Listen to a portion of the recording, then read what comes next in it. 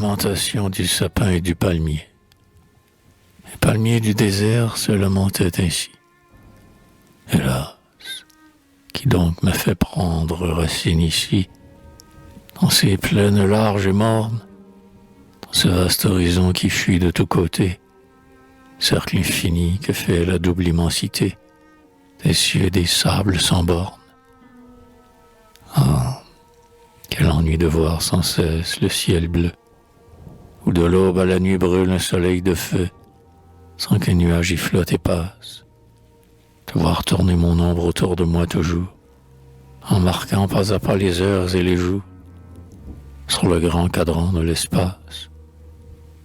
Le désert âpre et nu m'étreint de toutes parts, où le soir seulement va quelques léopards, chassant les gazelles et les Sahara monotone où jamais on entend un oiseau dans les airs égrenés, en chantant ses strophes aux notes perlées. Du sable, rien partout que du sable flottant, que laboure parfois un chameau haletant, avec ses pieds calus et rudes, et dont le flot là-bas, vers le Nil écumant, va saluer les sphinx qui posent gravement leurs énigmes aux solitudes. Et les brises du nord, et celles du midi, elles viennent rafraîchir de leur souffle attiédi mes feuilles toujours embrasées.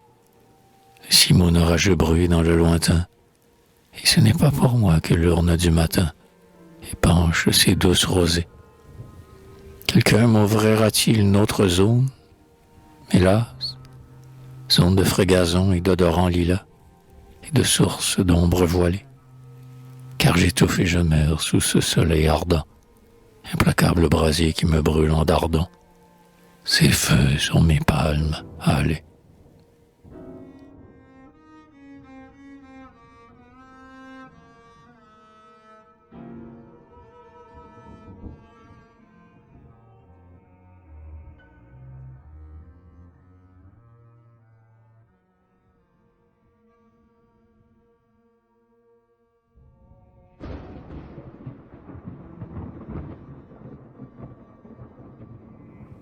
Un sapin de Faru se lamentait ainsi. Hélas, qui donc m'a fait prendre racine ici, dans l'Islande de Pixemé. Le vent glacé du nord me fouette incessamment, et de mon ciel obscur le soleil rarement dégage sa face embrumée. Quel sinistre horizon me font, ô mer, tes flots, où passent sans relâche, ainsi que des îlots, des escadrilles de baleines. Océan toujours sombre et toujours irrité, où les brises du sud qui me cherchent, l'été, sentent se glacer leurs haleines. Que m'importe de voir, chaque nuit, dans les airs, avec ses rayons d'or et ses gerbes d'éclairs, monter l'aurore boréale, le chariot tourner dans l'ombre ses essieux, et le cercle polaire arrondir dans les cieux, là-haut sa couronne idéale. Car tes lourds ouragans me donnent des frissons.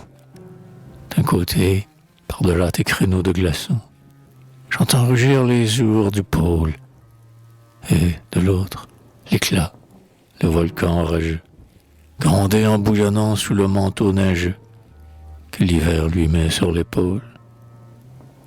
Autour de moi, tout n'est qu'épouvante et terreur, ravin où les torrents roulent avec fureur, leurs flots noirs tout marbrés d'écume, rochers dont chacun porte à ses flancs un glacier, et qu'on dirait vêtu d'une armure d'acier, qui luit vaguement dans la brume. Ah, qui m'emportera de ce climat d'airain, vers le sud où l'on voit au ciel toujours serein, le soleil dont l'or étincelle, car ma sève se fige et tarit dans mes flancs, et le givre pend mes rameaux tremblants, le long de mes feuilles ruisselle.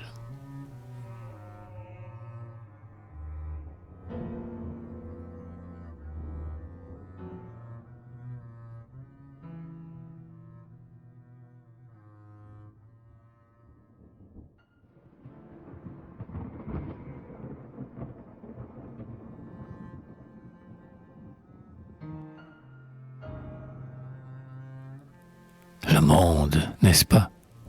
Le monde est ainsi fait. Tu sors au Dieu l'ami que l'homme est satisfait, qui n'a sa chimère obstinée. L'un est toujours sapin, l'autre est toujours palmier, et nul, du cerf au roi, du dernier au premier, n'est content de sa destinée.